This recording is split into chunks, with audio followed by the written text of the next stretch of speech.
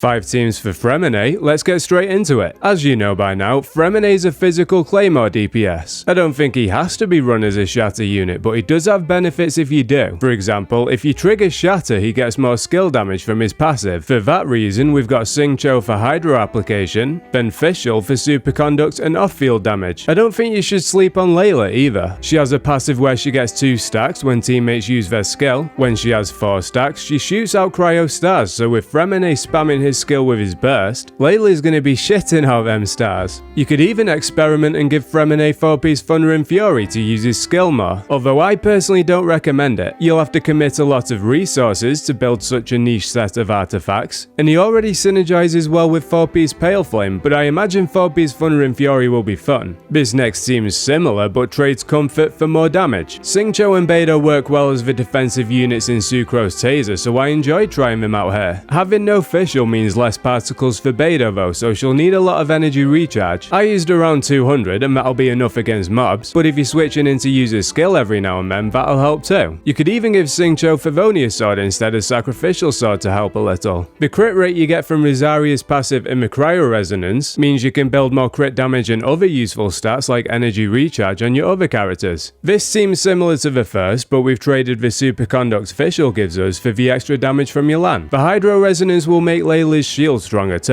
C0 and Yelan's probably my favourite pair of characters in the game, so having another character be synergized with together is nice. Having the double Hydro also means you could go for less energy recharge on the Hydro characters and more damage substats. If you have Jean's C2, you could even use her instead of Layla. She gives you 4-piece Viridescent Venera even at C0, but a C2 increases attack speed. This means more normal attacks, and with it, more procs of C0 and Yelan's bursts, and it'll also make you hit level 4 of Freminet's skill pressure level faster. Going for something a little bit different, you could go with a Hyperfridge team. They'll definitely be better drivers for the team, but you could say the same about Eula Hyperbloom teams and they work well. The logic is that it's 2 teams of 3, Freminet, Yelan and Cookie in a Superconduct and Shatter team, then Nahida, Yelan and Cookie in a Hyperbloom team. Together, it's got damage, comfort, and it's easy to keep burst uptime with everyone. Even though it might look like the weirdest on paper, it's probably the strongest one on the list because of the power of Hyperbloom. If you're enjoying the video, I'm going to be dropping a C6 Freminet showcase later, so subscribe if you want to see it. Now let's look at the next team. Sticking with Dendro, we've got this Fridge Shatter team. Not as much damage as the previous one, so I want to give a disclaimer it'll probably be diabolical in floor 12 of the Abyss, but definitely an option if you want to try something a bit different. I haven't experimented too much with Fridge teams, but one thing I like about this one is that we've got Nahida and Bloom to cover AoE, and Freminet and C0 for single target. Baiju's one of the most comfortable healers in the game and also gives some resistance to interruption, which is appreciated, but he can also hold Favonius Codex to give the team more energy, or Thrilling Tales to give someone attack. The Dendro Resonance also gives some elemental mastery to drive the Bloom damage higher.